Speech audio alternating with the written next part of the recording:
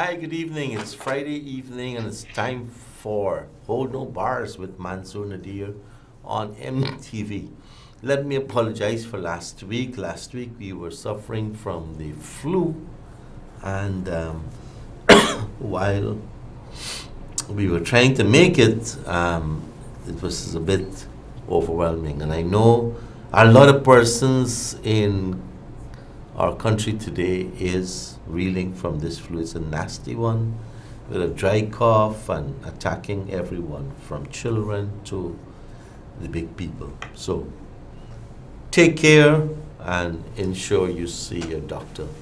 They are describing a virus versus a flu.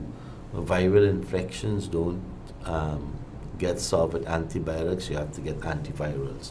So I don't know what's the difference between the two, but I know it's two different types of flu. Fever and cough and cold. Anyway, tonight I want to speak about summer election promises and also about oil.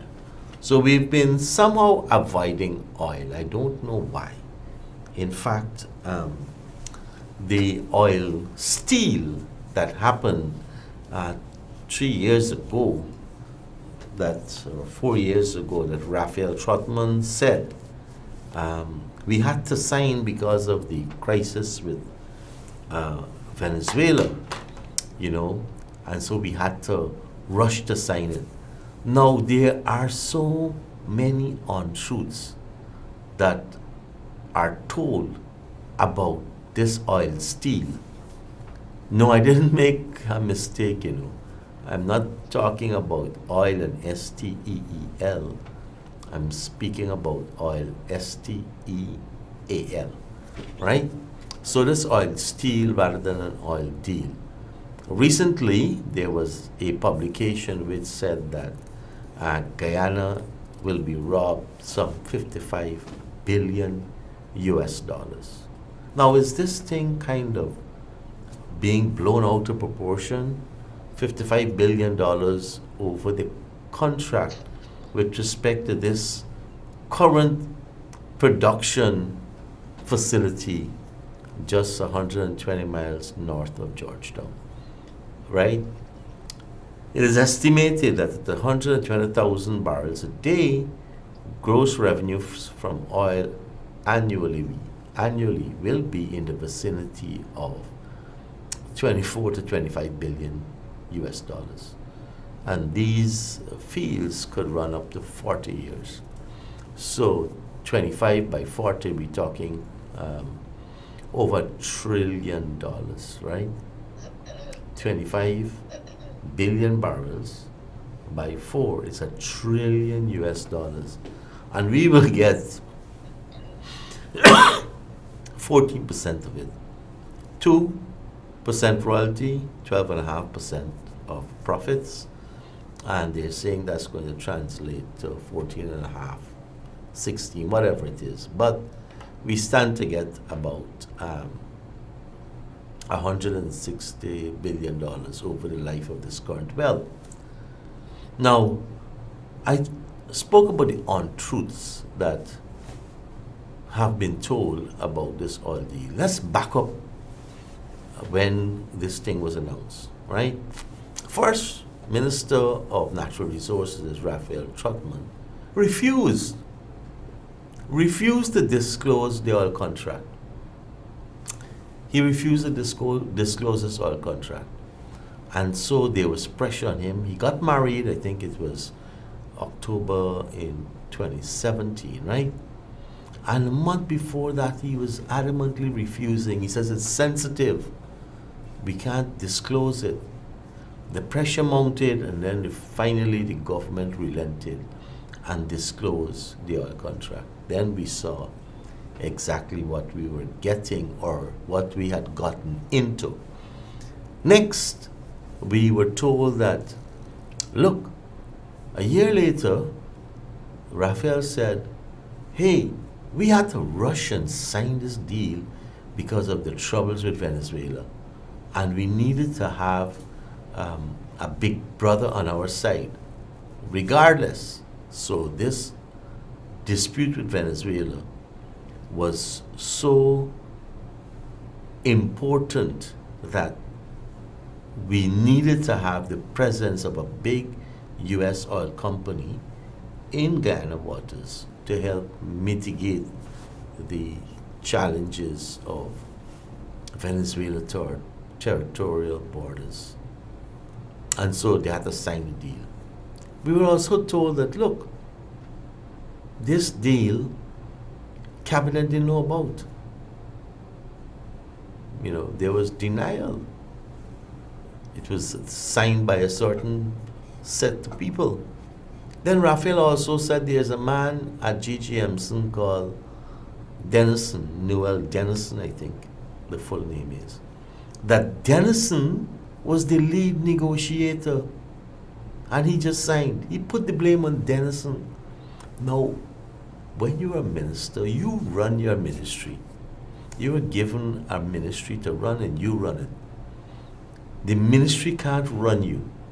If there are laws in place that prevents you from doing the right thing or put a handcuff on the promises you've made to the people, then you have to change the law and deliver on the promises. So he said this man, Dennison, the head of GGMC Petroleum Unit, was the one who did the negotiations, and we had the best deal we could have had at the time. Then we were told, look, now we're being told that it was a cabinet decision, and with this cabinet decision that we had to expedite the signing of it because Exxon was prepared to walk. Exxon was driving a hard bargain and they were prepared to walk, so we had to sign. So now that all of the irregularities, all of the non-favorable conditions to Guyana are being overexposed now, we're hearing all the different complaints, concerns, revelations about how this deal was struck, when it was struck, why it was struck, but we still don't know who struck it. For the signing bonus, Mr. Jordan says, I didn't know nothing about a signing bonus. When this thing was signed, I wasn't around. And when I heard about it, I thought it was a gift. So, and very early on, we heard the government asking Exxon for $20 million in loans, just after the government had changed. So, Mr. Jordan said he didn't know nothing. The Minister of Finance is saying to the nation that this country is signing an important contract that has financial implications, and the Minister of Finance doesn't know about it. I think Mr. Greenwich had an input in that at the time. Mr. Greenwich says, look, I think he did make a couple of statements talking about, he recommended that this money be put in a separate account. Then this money was supposed to be used to pay for the Venezuela claim at the World Court and a host of things. But the one thing that I am confident about is things are not too kosher with this oil deal. And all the challenges that have been appearing with respect to oil contracts in other parts of the world is giving us lessons. So just before I came, someone sent me a clipping about a film to watch about the big oil companies and their dealings in Africa. And in it says that the Ghanaian opposition leader at the time campaigned on a promise to renegotiate the oil contract. And he won. He won the elections and the contract was renegotiated. So, today we're hearing everything else. Instead of Mr. Ramjatan speak about a better deal with respect to the oil resources we have, he is still worried about Dr. Irfan Ali's qualifications. So he got to court to waste taxpayers' money on that case, when the biggest issue is right from under our noses. Everything is disappearing in terms of the natural resource endowment of our country. So I want to put that, and I think if there's one thing that should be on the minds of Guyanese as they approach March 2nd is this atrocious oil deal signed by the government of the coalition government of Guyana. And regardless whether Moses Nagamutu will make an excuse, or Granger will try and cover up, or Raphael Trotman blaming someone else other than him, it's a deal that has stench. It has a lot of stench and has to be revisited, but more particularly the incompetence of those involved, and the entire government has to shoulder this responsibility for the oil steel alone. For the oil steel alone, they don't deserve to be re-elected. So that's my position on the oil, and it has to be made a major, major part of your decision come March the 2nd. Look what they've done with the oil deal. I have had over the past couple of days to reflect back again on GT&T, another stupid contract which the PNC signed away. You know, the PNC signed off in 1991 the sale of the Guyana Telephone and Telegraph Company at that time to Atlantic Telenetwork Inc. And they gave ATNI a 20-year license, monopoly over landline, and there is some issue with respect to, uncertainty with respect to voice and data transmission. The internet wasn't big at the time, but it is said that they had, and GT&T claims that they have a 20-year monopoly over voice and data transmission. That 20-year could have been automatically renewed by the company alone. So in fact, GT&T was given a 40 years monopoly over our landline and our voice and data communication. That 40 years still has another 10 years before it expires. And what has happened, I remember when the government changed, GT&T was already asking for over $800 million in compensation in order to break this monopoly. And I did say in 2014 in a parliamentary budget debate contribution that this is an albatross, and that's 6 years ago, that the PNC put around the necks of our young people.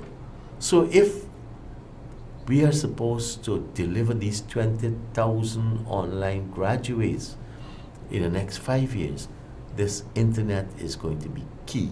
Online education is key. And the University of Guyana would not be able to deliver 20,000 graduates in 5 years. So we have to go online in order to get these graduates. But whether it's the 20,000 graduates or an ordinary man checking up on his diabetes, or an ordinary kid wants to watch Choo-Choo TV, this monopoly which the People's National Congress government gave to GT&T for 40 years, and a guaranteed rate of return of 15%, 40 years and 15%. So we have a case in court, and Ms. Cathy Hughes has said that they've delivered 175 internet hubs in so many schools, If we didn't have this monopoly placed on our neck, Guyanese today might have been enjoying free internet throughout the entire country, regardless of where they were. And when you look at this contract with GT&T that was signed, the contract for the parking meter, the PNC-led Georgetown City Council at the time gave the same thing. 40 years. 40 years to the parking meter company.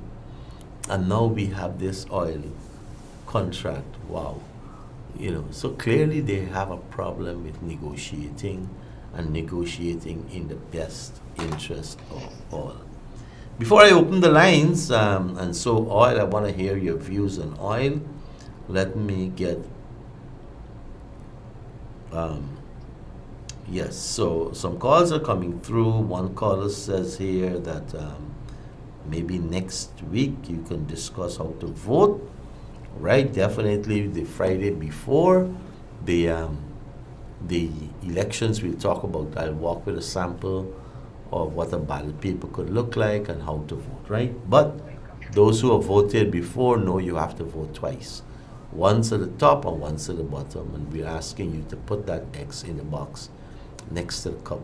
Don't let the lines touch the border of the box, and ensure that there's an intersection of the X in the box, right? And you vote twice. So that's one caller giving us some suggestion. Thank you very much. We're going to take that on board. Now, some promises, some elections promises.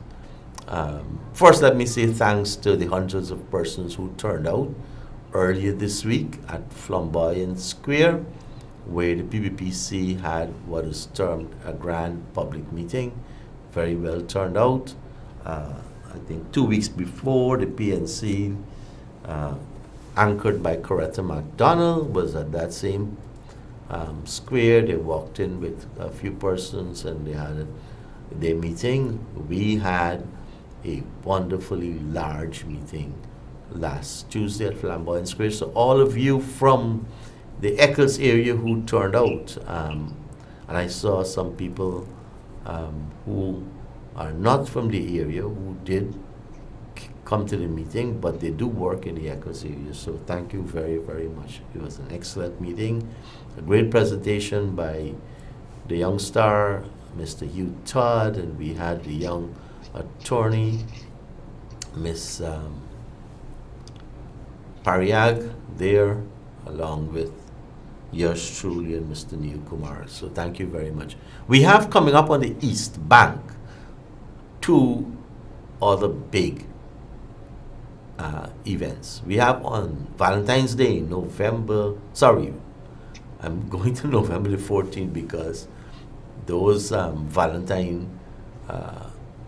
those persons in love Valentine night, and they normally would see some November 14th birthday being delivered, and yours truly is one of them, right? So that's 9 months after. But on Valentine's Day, February 14, 2020, the joke is going that APNU is not celebrating Valentine this year. APNU supporters are withdrawing from Valentine because if they celebrate Valentine, you have to wear red. So they don't want to wear red, which is the color of the People's Progressive, the main color of the People's Progressive Party Civic.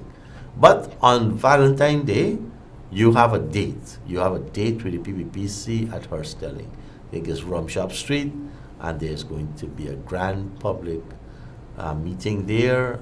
We're expecting the big guns. So that's next Friday, the 14th of February. We're expecting a huge crowd at Hurstelling. And then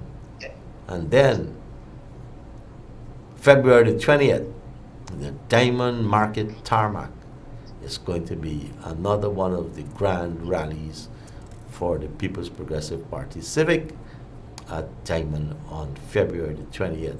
And then after that, the PPP has a barbecue on the 22nd of February. at the Everest Cricket Ground. Another huge event. So those are some of the big events coming up for the East Bank. On Sunday, it's Chortville. And we are looking forward to a massive crowd at Chortville. West Demerara, the region of Dr. Irfan Ali. So these are some of the events that are coming up. Again, Irfan was on the highway today and was extremely well received on the highway as he visited communities after communities, while his running mate, Brigadier Mark Phillips, was in the Grove area of the Diamond Grove NDC and was he was swarmed by people. Really, really, really great walkabout today in the Grove area. Good. So lines are open, and we're going to hear from you on oil and the campaign so far. I want to hear from you on the funny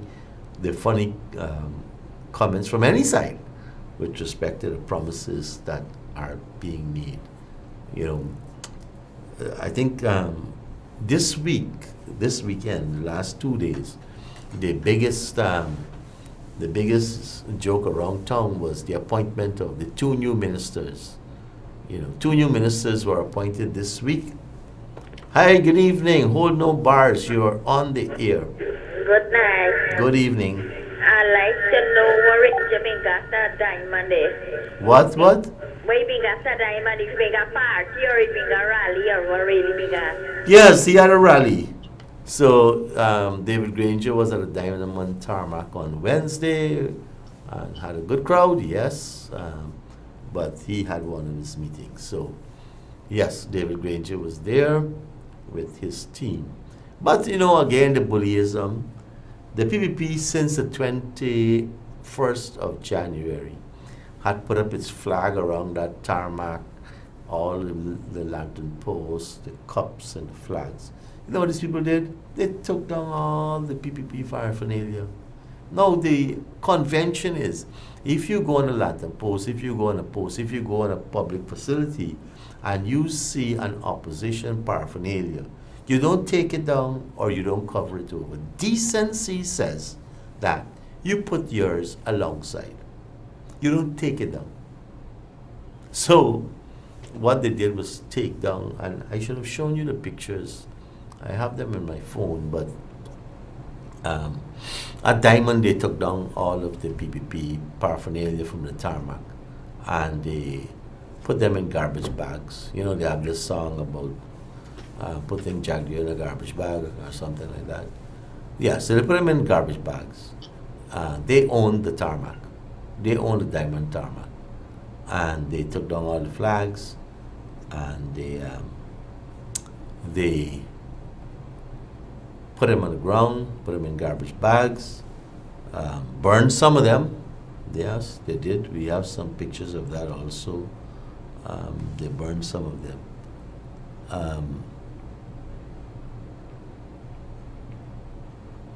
Good.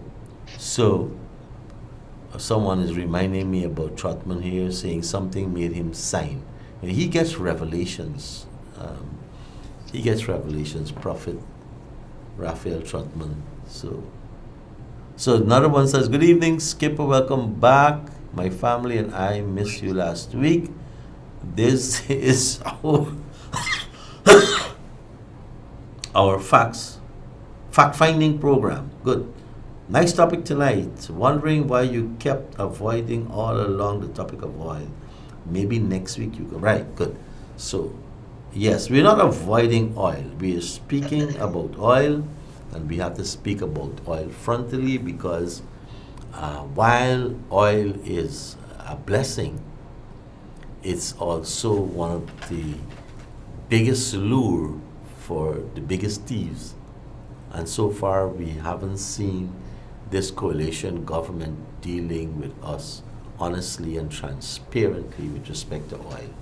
In fact, talking about oil, I saw earlier this week, let me take this call, then I'll come back to it. Hi, good evening, you're on the air. Go ahead. Yeah, good night, Comrade Manzoor. Good evening. Comrade, it is very, very distasteful what you just said. Which I'm one? living in Diamond, and Yes. I saw that stuff. Right? And it is very, very distasteful for those that's what is happening. Mm-hmm. And I hope the international community is taking the observers them also. Mhm. They're taking note of it, Comrade. So you noticed what happened at the tarmac, right? Yes, Comrade, yes, Comrade. I'm living here about 16 years now. Wow. Mm-hmm. Okay, Comrade.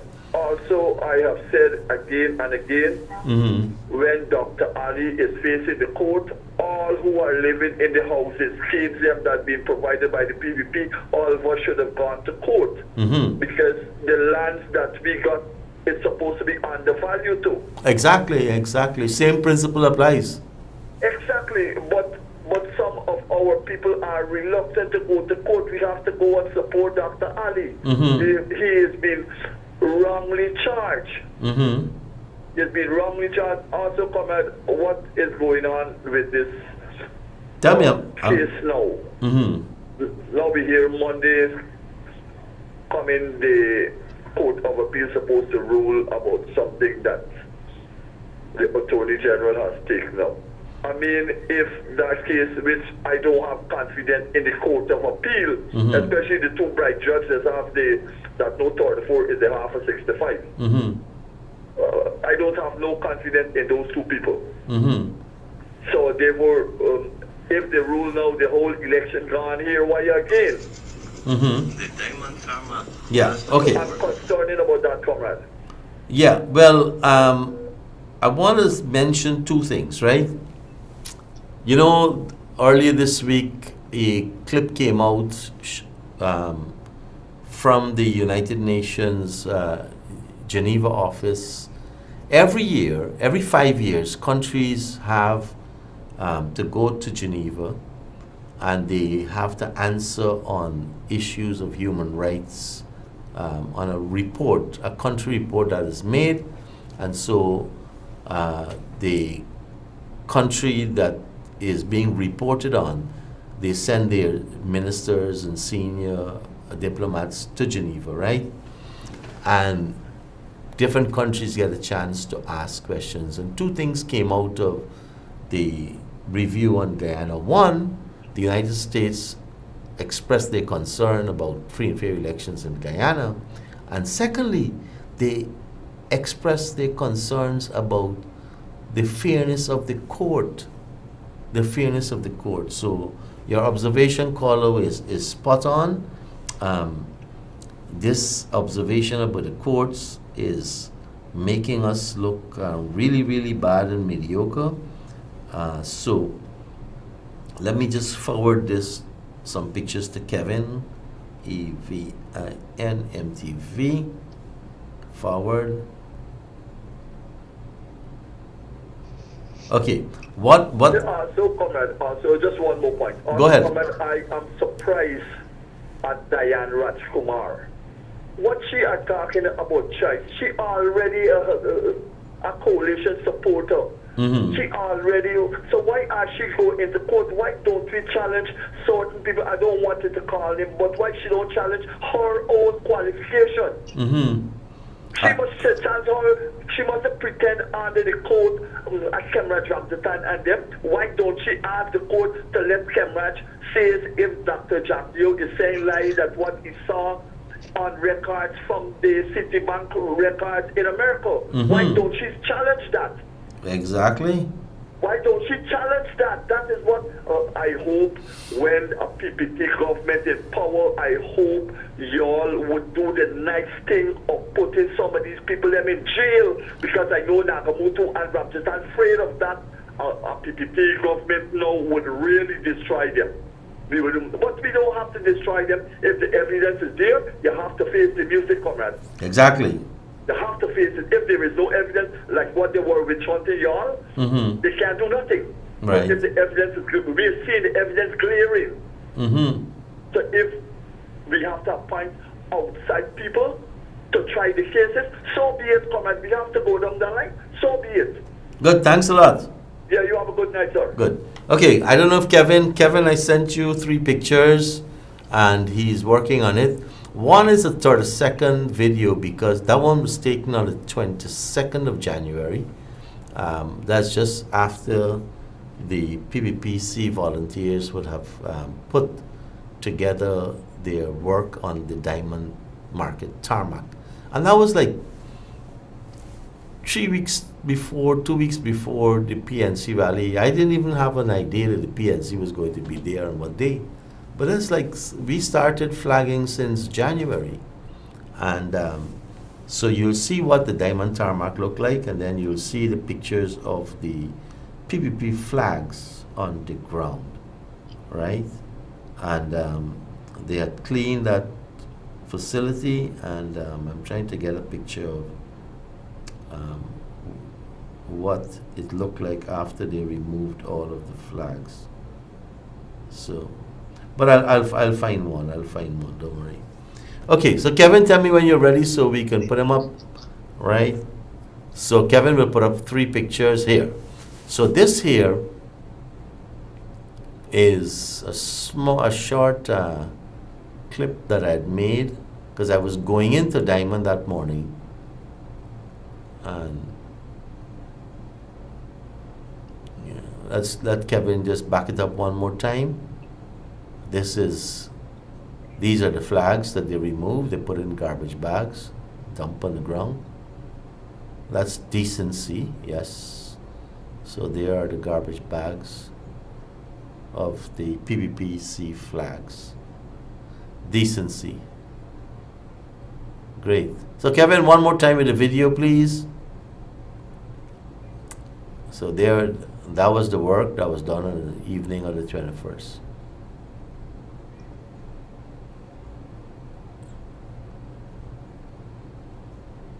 And these flags were up since the 21st of January. Great. Okay, Kevin. Thanks. So, and we had all of these banners and flags with Mr. Granger's picture, and honesty and decency being the 2 soundbite words. All of a sudden, I see the decency part is coming out, and we're only seeing honesty now, right? The billboards that are popping up doesn't say anything about decency. It's now only speaking about honesty. And if we want to examine the record of David Granger in honesty, it's going to be another conviction for him. Hi, good evening. You're on the air. Good night. Good evening. Here's something. I want to ask something, right? If I have the answer, I can answer. When you was Minister Labor, right? Tell me. You see a rooster with his problem with his people. Mm-hmm. You answer now. You didn't fix it when you was Minister of Labor. Mm-hmm. Because it was the same thing Rooster was doing to these people all the time. Mm-hmm. Much years to raise their salary, Mm-hmm. that kind of thing. But the PPP never fixed it. Mm-hmm. So, what job you come and talk and tease, you shouldn't say anything because you hadn't fixed it. Mm-hmm. The other thing too, even though the candidate you against, Go ahead. I feel your leader at the opposition Mm-hmm. don't respect none of y'all and don't respect the supporters. Okay. They got Frank Anthony, they got Nandalal, right? He could have chosen Nandalal or Frank Anthony or somebody else, so they the party longer than Ifanali, they the party longer than Ifanali. Mm-hmm. But you pick Ifanali from everybody Mm-hmm. and put Ifanali there and know that Ifanali get 19 charges, Mm-hmm. right? Know that Ifanali do a lot of wrong since when he was Minister of Tourism, Mm-hmm. they go into housing. Mm-hmm. He has done nothing for tourism. Mm-hmm. The road that he built in Diamond, you see, truth can always set you free. Right. I find the people nowadays, they don't want you truth. Mm-hmm. If some of people see supporters could stand and take a look and believe in truth, this country, my greatest wish is to see this country unite. Mm-hmm. But they can have one side tell people don't unite, Mm-hmm. and the other side tell them they unite. Okay. If this country unite, would be one of the best countries in the world. I agree. if the people come together. Mm-hmm. How long you tell the people don't unite? When all them done dead and gone, you struggle live. So, if finally they do nothing for minister tourism, he did nothing properly for housing because he selling some land, some deer, some plenty money. So people fooling themselves. Mm-hmm. Understand? The roads are built in Diamond and in Perfect Harmony. Mm-hmm. So they're built for last 50 years, Mm-hmm. last 1 year. Mm-hmm. And then now you come and blame this government for doing that. But who have eyes can see? And I tell you something tonight. Mm-hmm. Let it be truth. I, the definitely one side looking at people and don't say nothing. I don't campaign, I don't definitely want, but I got to vote. When I do I vote, I can vote. But truth must be truth. Okay. If you got eyes to see, you will knew that the PDP is not going back in power. Mm-hmm. You stifle your conscience. Mm-hmm. They are not the people that beat them again. Mm-hmm. So don't give it twist and turn it. When we do election again, all the bad people will see. Yeah. Don't make you fool yourself. Once the crowd is behind you and you people say, well, this party will win, it's this party, that's what's going to happen. Mm-hmm. As you call following you, that's what's going to happen. So, we got to correct ourselves. My wish is this country unite. That is all I want to see. I don't care what happens. I want to see this country unite. But you also got to get your facts right because labor is a dynamic situation. It's not static. That is why you get 200 strikes a year. Kaisuka alone produced 190, right? They always got strikes because something always affect workers and it's not expeditiously handled and it can't be handled permanently at one time. During my time, the issue was the union had agreed to cut the workforce in order to give people a greater than 10% increase. And then when the workers who were being cut found out, they down tools after they were sold out, right? Today is a different issue that caused a strike. That's one. Second issue, roads in housing areas. Let me put the record straight. The People's National Congress stole this country for 28 years. And in those 28 years, what emerged was 160 squatting areas. 160 in 28 years, right? The truth, the People's Progressive Party Civic came and regularized 160 squatting areas and built 120 new housing schemes. That is the truth. And we have a policy, and that policy is when you go in an area, you put in the basic infrastructure, and you can't go and build a Cadillac road immediately because sand trucks, all kinds of heavy equipment have to travel. So we use that to build a solid foundation, and then we come and give you the nice roads, right? So with 120 new settlements, new housing scheme, and regularizing 160, that is an impressive record. You know what? If an alley alone accounts for over 30% of that. Have a good night. Okay, so I hope that the truth sets that caller free. Hi, good evening. Hi, good evening, Mr. Nadir. Go ahead. How are you doing, buddy? I'm great, man. Good luck for the PPP. Thank you, on the sir. 2nd of March. And secondly, I must say that Region 3 had a meeting at the track and field with the opposition. When I hear the president says, Region 3, if me not been come, me not been know what people say. But when he say Region 3, he's talking to Region 10 people. He's talking to Region 4 people. Not everybody is Region 3 people. Because there's a lot of people come from all the different regions. When you talk to Region 3, you're talking to Region 3. When you talk to Region 1, you talk to Region 1, like what Jack they're doing. You know? And the last caller that called, I don't know. I guess that he get the house that under ear funnel. Of course. You know? Maybe. I am telling you honest truth. I apply, but I didn't get, but I will get under the PPP government. Because if I get under the PPP government, and now is the Abdu government, I mean, get when the PPP come back, I will get. For sure, I know I will get. And Barra Jagdeo is a champion of the horse. I want all the people in Guyana to know that. Okay. He is the champion, and he will put this country back the way it was before. Thank you. Thanks. And I just want to make, every party supporters will follow them wherever they go. So crowds moving from one part to the next, for me, is not a big issue. But for those who say we are fetching more than them, I want to know how many, how many of us went into the Rupununi and fetch out all those Amerindians from all those 40 villages. That was a massive crowd. Hi, good evening. You're on the air. Good night, Mr. Nadir. How are you tonight? Excellent. Just a little cough. One caller talk. He wanted people to unite and people live loving together. Mm-hmm. And everybody wants that to happen. Of course. But it cannot happen if one is going to be bullying, discriminatory, and things like that. How can we, if we don't have equal opportunities, and we don't treat each other with love and respect, and not bullying people and behave like civilized people, right, we can't unite.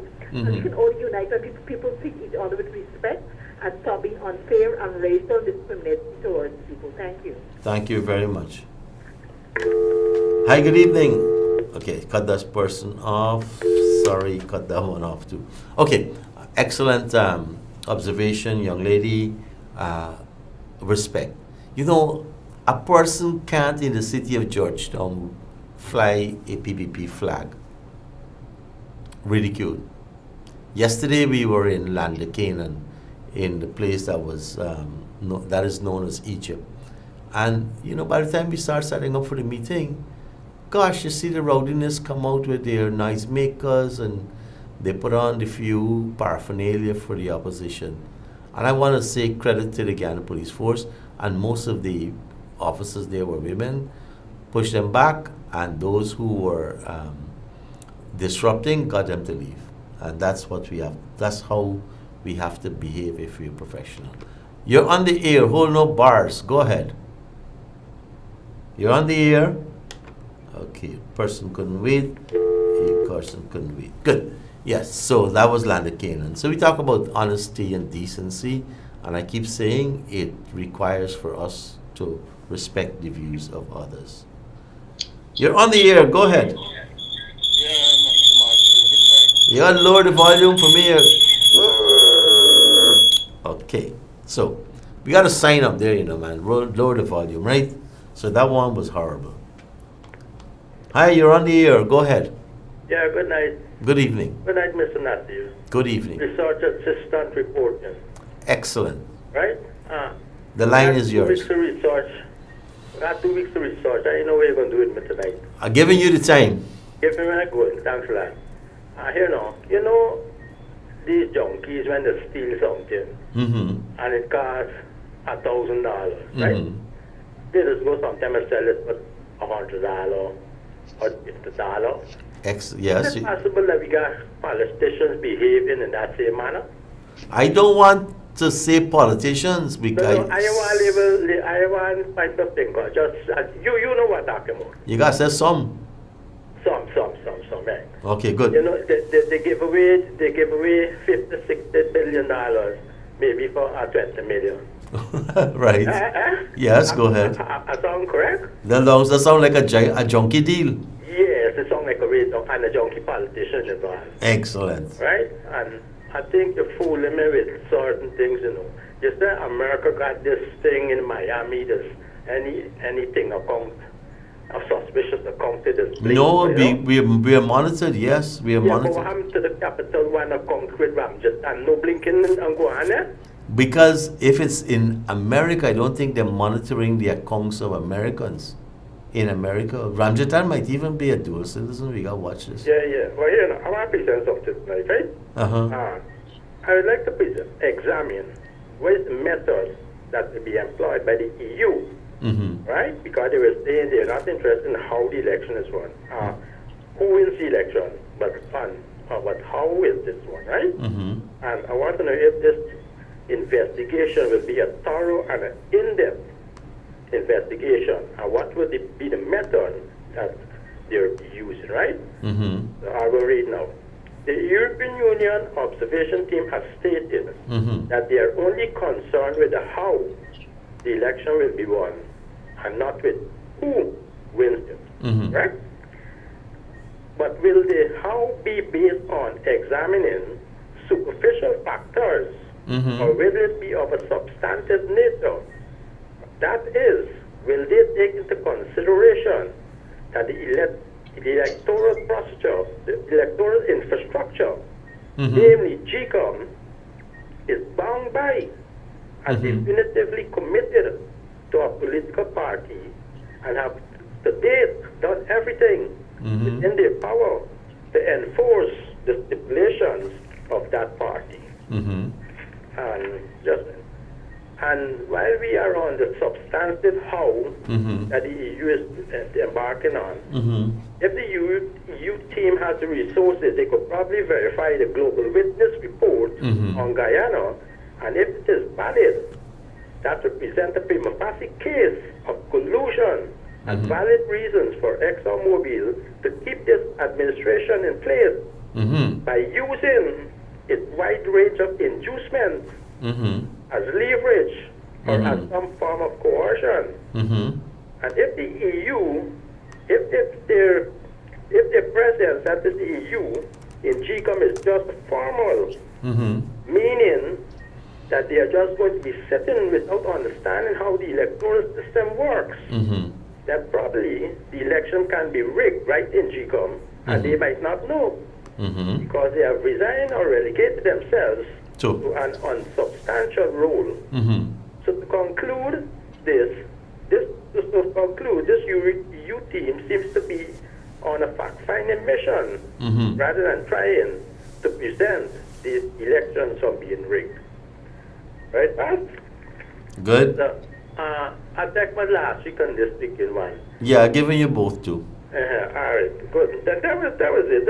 I want to give everybody that. Let me read one more thing for you, right? Go ahead. In a country where race is the absolute determinant in decision making, logics of reasoning and making a case that relates to economic well-being will fail when engaging the individuals of that society. Thanks a lot, sir. Thanks a lot. Great. Okay, our regular researcher having his extra time because he missed last week. And I want to talk one last fact about oil, right? I think it was Nigeria in 1993 that had a dictator called Abacha. And Abacha ruled for 5 years, 93 to 98. And they have found over 960 million US dollars in accounts that he has all over the world. So recently, we saw this week that the United States and Jersey is going to return to Nigeria $308 million that they had seized and won the right to repatriate it to the government of Nigeria, monies which Abacha and his family stole. A year before, Switzerland sent back 300 million US dollars. And currently in the UK and 2 other countries around the world, they are looking at another 352 million US dollars from Abacha deposits, empires, assets overseas. So here we have in Nigeria, Abacha, the dictatorship president, he amassed what they have found, over $960 million. This guy actually stole $180 million that we have, that the the money trackers have found, and they've already repatriated $608 million. But could you imagine what they have found? 180 million per year that was stolen. So if you safely double that, this guy literally stole almost 2 trillion US dollars from Nigeria, right? 2 million US dollars from Nigeria. And they got so much suspicion over this oil steal that was struck by Raphael Trotman and company. Good. Okay, so we have now just about 7 minutes remaining on the program. let's see if we can clear all the lines. I can go through one caller here, one WhatsApp messengers talking about the previous caller, says that caller is crazy, right? So that is one. Hi, my friend, how are you this evening? Walaikum. Walaikum salam. I've heard a few of your callers telling you about uniting and bring the country together. Mm-hmm. There's one basic thing everybody forgets it. Mm-hmm. To unite, you have to have trust. If you don't have trust, you're not going to make it. Mm-hmm. Remember 2006? Mm-hmm. There was an agreement between the PPP and PNC for Region 4. Mm-hmm. Oh, yes. That fall through. Mm-hmm. Region 8, Mm-hmm. similar situations fall through. Right. And it's the same thing. Georgetown City Council, let me add. Georgetown City Council when I'm ran. coming to it. Oh, sorry. It's the same thing that keep Hamilton Green so long as a mayor. Mm-hmm. Because Jordan was the first man to become mayor, Mm-hmm. and his Good and Green become next. Mm-hmm. But when was Phil third, Mm-hmm. they didn't keep their word. Yeah. And that's the PNC. Mm-hmm. Anybody who take PNC word for granted is stupid. Mm-hmm. That's all, my friend. Thanks. Good. All the best. Okay, so that caller was speaking about the deal struck by the PNC and the PPP and those deals falling through. Hi, you're on the air. Hold no bars. Hi, good night, Mr. Nadir. Good evening. I'm listening to this program, right? Go ahead. As Guyanese, Mm-hmm. we have to stop fighting one another. Mm-hmm. And if we don't turn this type of gutter politics and Mhm. things with these callers and support on the program, we will Okay. never come together. Okay. I hate to hear Abnu carrying the Indian people to court and the Indian people planning for carry Abnu to court. We have to stop this thing, man, Mr. Nadir. Mm-hmm. When we talking certain things on this TV, when we campaigning, don't go inside the racial behavior patterns. Mm-hmm. You understand? Okay. All Indian people is Guyanese in Guyana, and all black people is Guyanese in. But you know, you made an assumption. You made an assumption that it's people talking about political parties. You introduce race. I follow you. I said all the callers, not one person for tonight, talk about race. They talk about the political parties. Right? You're the first one to interpret that as race. No, because you see, if we don't stop this thing and come together and see all of us as Guyanese, we won't move forward. Mm-hmm. We have to stop, and then when we come on this television, we gotta be keen on what we see, because it starts from me and then it gone on the road. Mm-hmm. So we gotta know how we talking and how we. But we gotta be careful. Maybe it come from the road and come on the TV, because I don't invent these things I talk about. So now you gotta be careful. You gotta guys. This is what we want. Right. Best for you, You know, when I went to Land of Canaan for the little meeting yesterday, right? It was APNU people trying to disrupt the meeting. When I went to Bagotstown a week before, it was APNU people trying to disrupt the meeting, right? So, and I took what I saw on the streets and I reported it on TV, right? So we gotta be careful. And I'm asking David Granger and company to do is to say to their supporters that democracy means that we should respect the right of people for freedom of expression. If you don't want to listen to them, just leave the place and go.